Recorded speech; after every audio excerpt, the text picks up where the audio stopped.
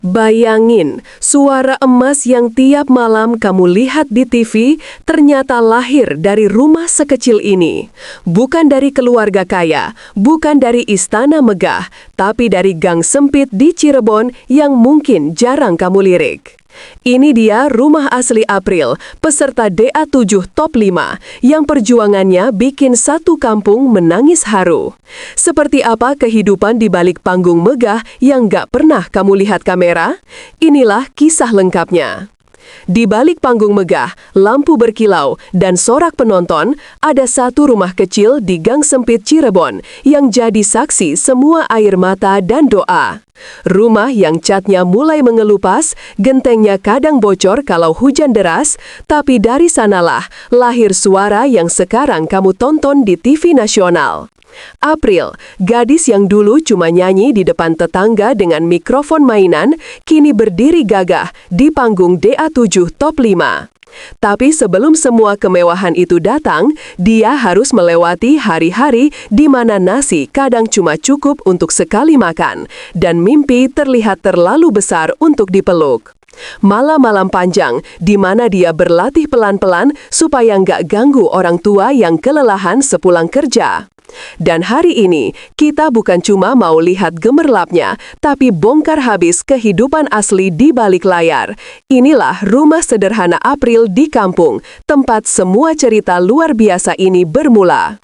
Kalau kamu pikir semua bintang lahir dari keluarga kaya dan penuh fasilitas, kisah April bakal bikin kamu mikir dua kali.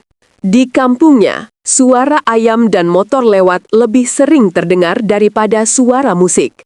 Namun di tengah kesederhanaan itu, ada satu kamar kecil yang jadi studio rekaman paling jujur. Tembok kusam, kipas angin tua, dan kertas-kertas lirik yang ditempel asal-asalan.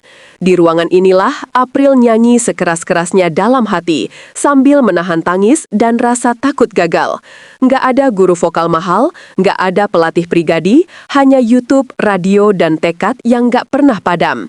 Hari ini, kita akan masuk ke dunia yang nggak pernah tersorot kamera, bagaimana seorang anak kampung dengan sandal tipis dan langkah ragu bisa berubah jadi idola jutaan pasang mata. Dan semuanya berawal dari rumah sekecil ini. Di televisi, kamu lihat April tersenyum, makeup rapi, gaun berkilau, dan sorotan kamera yang memanjakannya. Tapi apa kamu pernah kepikiran seperti apa rasanya ketika lampu-lampu itu padam dan ia harus pulang ke rumah yang mungkin nggak pernah kamu bayangkan sesederhana itu? Jalan pulangnya bukan jalan besar yang halus, melainkan gang kecil berliku, diapit rumah-rumah berdempetan yang hampir bersentuhan.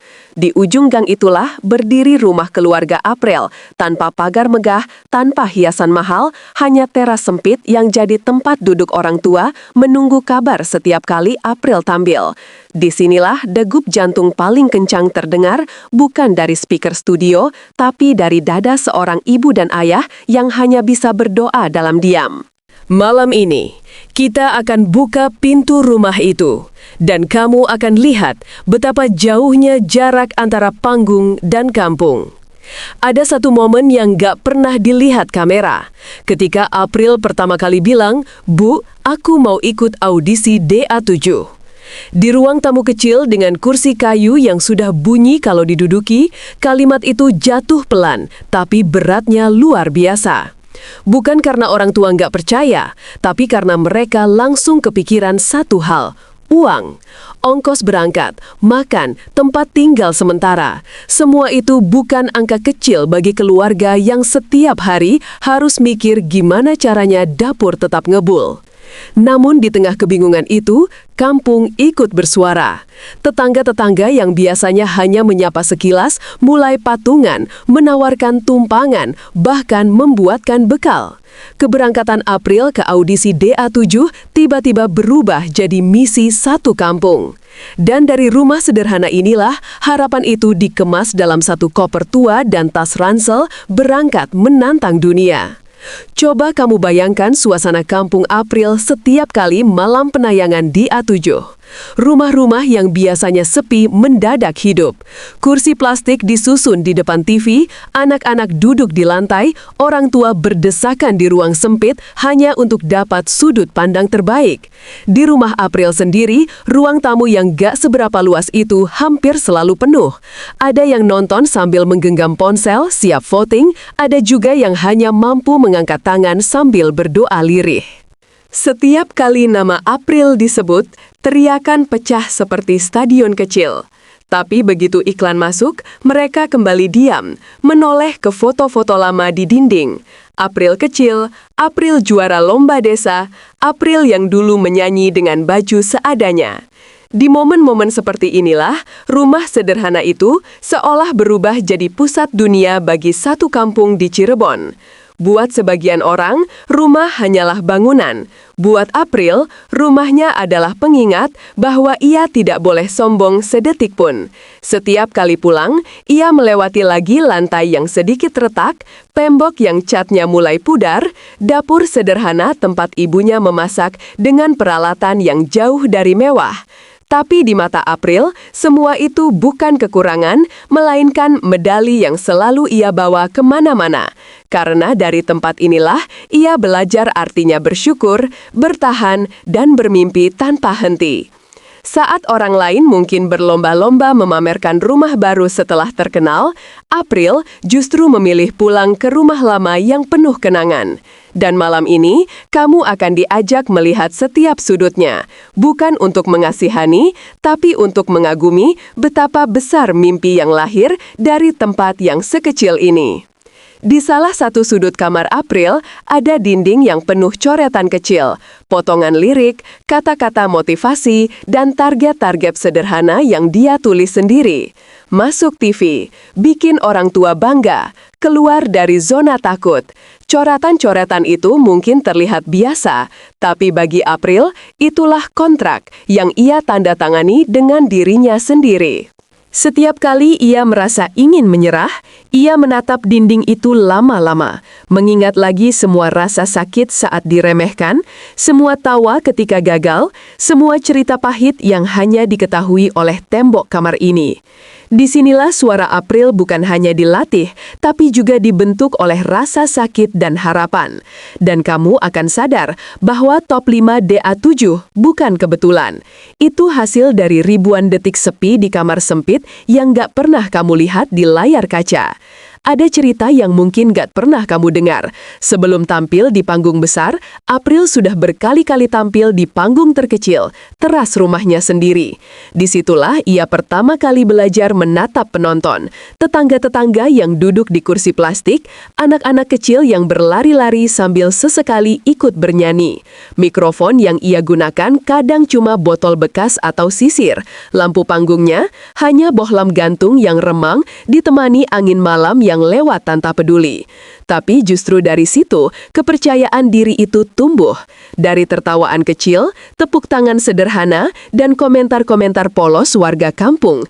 Siapa sangka, teras sempit itu adalah prototipe panggung besar yang sekarang sering kamu lihat di TV. Dan setiap kali April melangkah di atas panggung DA7, jejak kakinya selalu mengingat lantai teras di rumah yang sangat jauh dari kata mewah. Popularitas punya cara unik menguji hati seseorang.